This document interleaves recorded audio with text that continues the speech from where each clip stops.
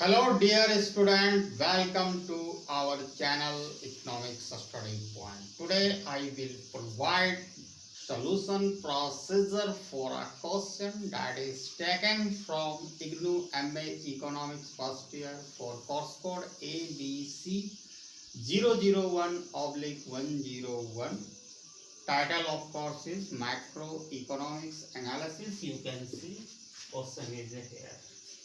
Consider an indirect utility function g equal to a minus v1 square v2. Derive the demand function for goods 1 and goods 2 and then derive direct utility function. This is the question. तो ये दिया गया है indirect utility function और उसकी मदद से हमें demand function for goods 1 and 2 निकालना है, फिर डिराइव करना है डायरेक्ट यूटिलिटी फंक्शन। तो हम लोग इस वाले डायरेक्ट यूटिलिटी फंक्शन से आराम से हम लोग डिमांड फंक्शन निकाल सकते थे। तो यहाँ पर एक चीज और ध्यान देने की जरूरत है, जो हमारा इनडायरेक्ट यूटिलिटी फंक्शन जो दिया है, ऐसा जानते हैं कि जो indirect utility function which is the function of price and income, M denoting income, ठीक है। बट ये होता है तो जब हमें यहाँ पर ये दोनों इनकम हमें दिख नहीं रहा है, ठीक है, एक कांस्टेंट है, दो variable v1 v2, it may be price, ठीक है। तो यहाँ पर हम रॉय आइडेंटिटी को डायरेक्टली प्रयोग नहीं कर सकते हैं, तो इस क्वेश्चन को सॉल्व किसी दूसरे मेथड से करना पड़ेगा, ठीक है। तो keep watching on my video till end in order to enjoy solution of this problem, ठीक है। तो सबसे पहले हम लोग लेट अस स्टार्ट सॉल्यूशन। सबसे पहले लोग सॉल्यूशन को स्टार्ट करते हैं। पहले हम लिखते हैं indirect utility function. It is a given in question. G equal to a minus v1 square times v2, ठीक है। ऐसे हम लोग बहुत सारे वीडियो आप लोगों ने वॉच किया होगा मेरे चैनल पर भी अवेलेबल है कि how to derive Marshallian demand function for goods X and Y from the given direct utility function. यहाँ पर तो केस कुछ दूसरा, इनडायरेक्ट यूटिलिटी फंक्शन है, रॉय आइडेंटिटी से निकाल सकते हैं जब ये रहता indirect utility function directly is the function of price and income. तो यहाँ पर भी हम marginal utility of Marshallian demand function में हम लोग according to मार्क्सलियन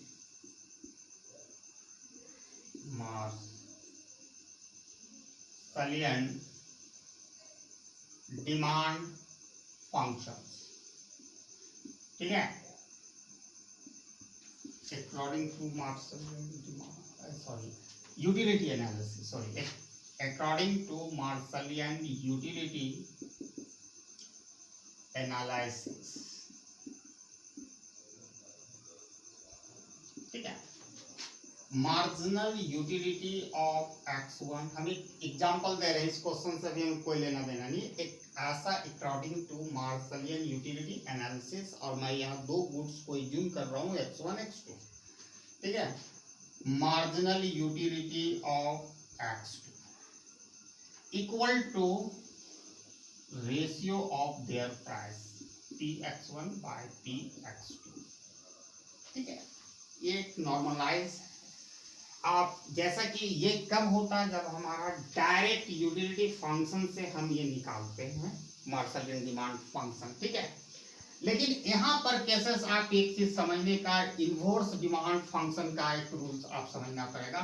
quantity demanded Q which is the function of price, यही केसेस होता है किसी भी, क्या यहाँ पर क्वांटिटी डिमांडेड जो है क्या है, dependent variable yes dependent variable है और पी जो प्राइस है इंडिपेंडेंट वेरिएबल है, यानी प्राइस पर डिपेंड करता है quantity demanded. That's the why quantity demanded is the function of P.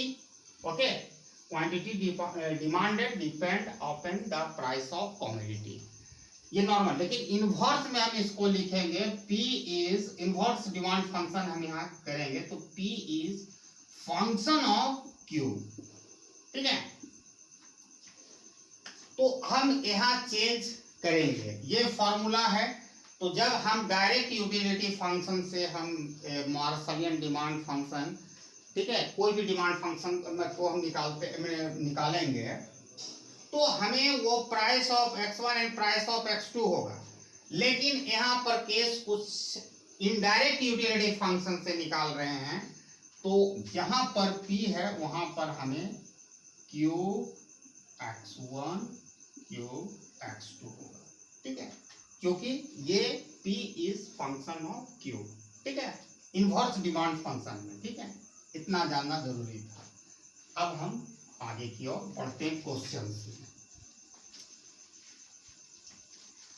तो इसका मार्जिनल यूटिलिटी हम निकालते हैं with the given indirect utility function से। तो वेरी सिंपल है, मार्जिनल यूटिलिटी। ठीक है, यहाँ पर G is the function of V1 V2। अब बोलिएगा ये क्यों नहीं, A इज द कांस्टेंट। ठीक है, तो हम यहाँ लिख सकते हैं marginal utility of V1 that is taking partial derivative of G, that is indirect utility function with respect to V1। यही होगा। अब इसका आप निकालोगे, A 0 हो जाएगा, माइनस हो जाएगा 2V1 टाइम्स V2। ठीक है, similarly we can get marginal utility of V2।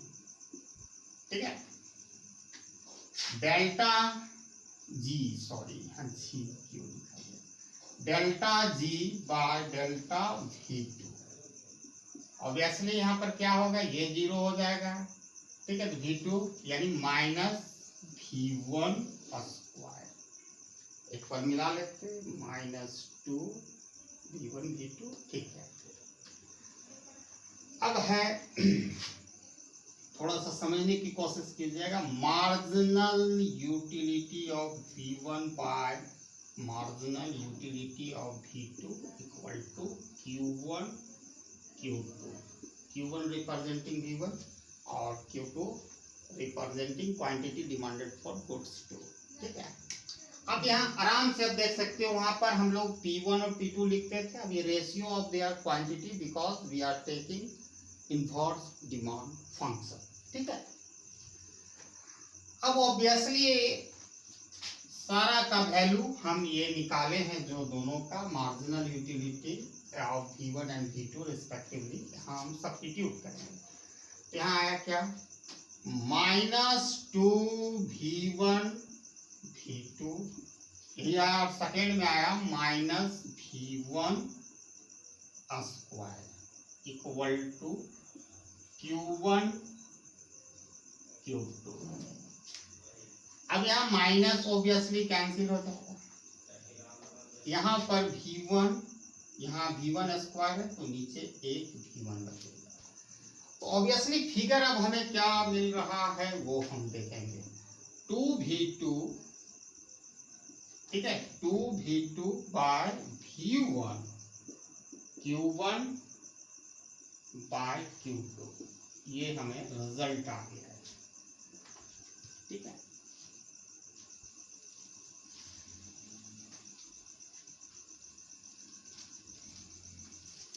अब इस रिजल्ट के आधार पर हम आगे बढ़ेंगे। अभी तक रिजल्ट हम लोगों ने क्या डिराइव किया, 2V2 bye V1 equal to Q1 bye Q2।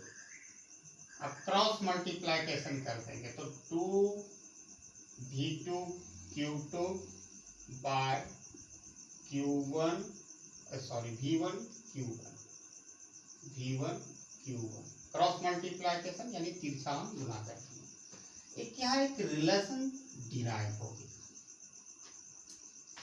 तो यहाँ तक लाने के बाद दूसरा स्टेप आपको समझना पड़ेगा इस क्वेश्चन में, in order to derive demand function for commodity 1 and 2।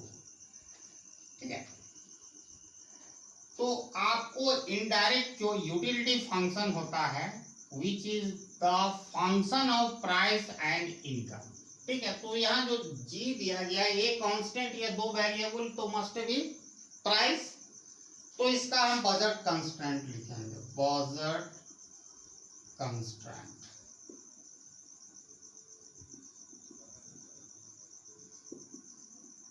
ठीक है,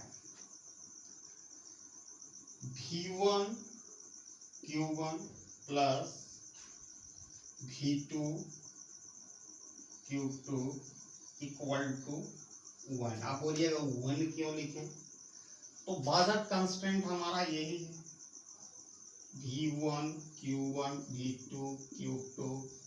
ठीक है, इक्वल टू इनकम होगा जो भी आई मान लो एम मान लो।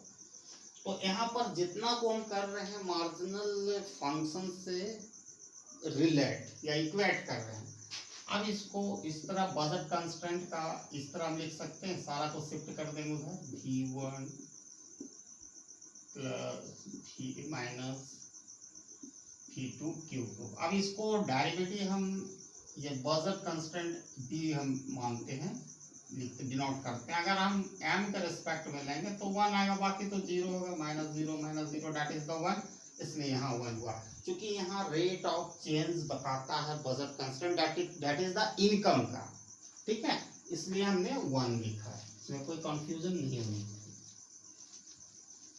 क्योंकि मार्जिनल इनकम को इंडिकेट किए हैं, जो जब भी आप डेरिवेटिव लेते हो तो ये मापता है, मेजर करता है रेट ऑफ चेंज। तो ये बजट कंस्टेंट भी हमारा तैयार हो गया। अब इसमें क्या करना है,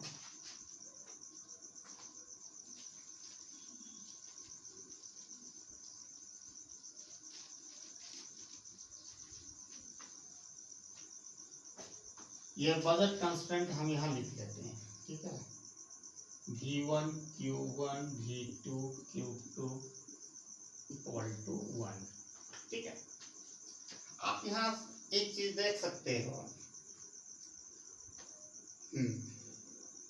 अगर हम इसका वैल्यू V2 Q2, ठीक है, V2 Q2 का निकालना चाहेंगे तो ये दो जाके यहाँ डिवाइड हो जाएगा, यानी V1 Q1 बाई 2। ठीक है, तो ऑब्वियसली V2 Q2 का वैल्यू V1 Q1 बाई 2 आया। हम यहाँ वही चीज सब्स्टिट्यूट कर देंगे, ये तो एज इट इज रहेगा V1 Q1।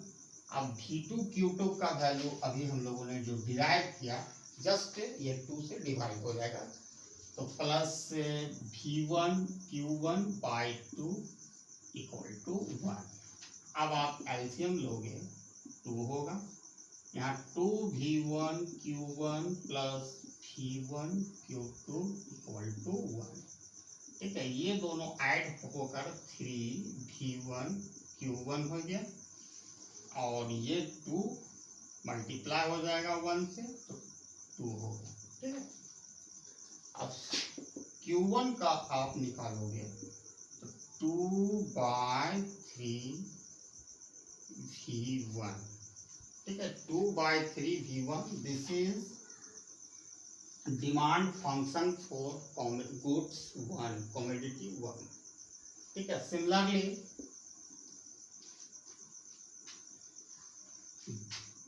again substituting the value of V1 Q1, ठीक है,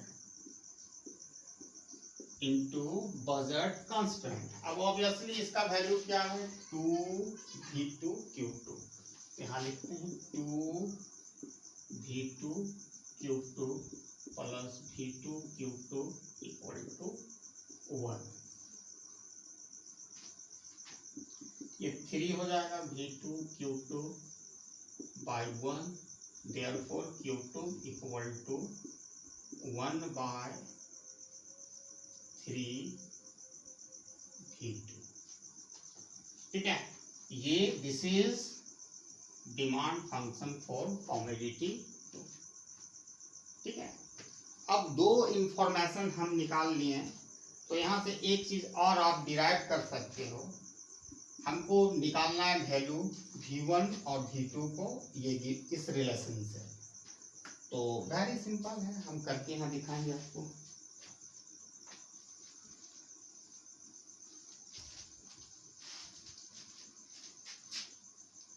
ये demand function for goods, demand function, ठीक है, फॉर गुड्स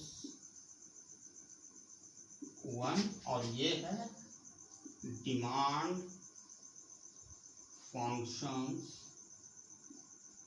फॉर गुड्स 2। ठीक है, अब पहला है ये Q1 इक्वल टू 2/3v1। अब v1 का वैल्यू इसलिए निकालेंगे, वहां सब्स्टिट्यूट करेंगे, तभी तो हम डायरेक्ट यूटिलिटी फंक्शन को प्राप्त कर सकते हैं ना। तो आप क्रॉस मल्टीप्लाइकेशन कर दो, तो 3v1 Q1, ठीक है, इक्वल टू 2। ऑब्वियसली इससे v1 आप निकालोगे तो 2/3 Q1 होगा। ठीक है, पहला निकल गया। दूसरा है आपका Q2 equal to, that is the demand function for goods 2, तो 1/3 v2। क्रॉस मल्टीप्लाइकेशन कर देंगे तो 3v2 Q2, ये यहाँ जाके गुना हो गया, equal to 1, v2 equal to 1/3 Q2। ठीक है, v2 इक्वल टू 1/3 Q2। अब हमको डायरेक्ट यूटिलिटी फंक्शन को निकालना है, तो इजीली हम निकाल सकते हैं, just substituting the value of v1 v2 in indirect utility function, given the indirect utility function in question। ठीक है, तो आपको क्वेश्चंस में कौन सा इनडायरेक्ट यूटिलिटी फंक्शन दिया वो लिखेंगे, इनडायरेक्ट यूटिलिटी फंक्शंस। ठीक है, तो g equal to a minus v1 square v2। अब ये दोनों का वैल्यू हम लोगों ने ऑब्वियसली v1 और v2 का वैल्यू यहाँ निकाल चुका हूँ।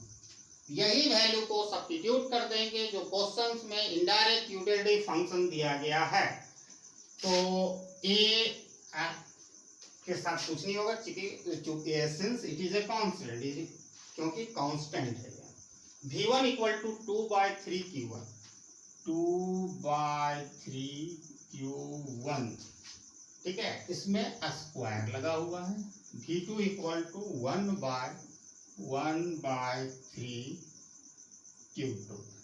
अब इसको सॉल्व कर दो, a माइनस 2 2 जा 4, 3 3 जा 9, Q1 square into 1/3 Q2। a 4, 9 3 जा 27, Q1 square Q2। This is direct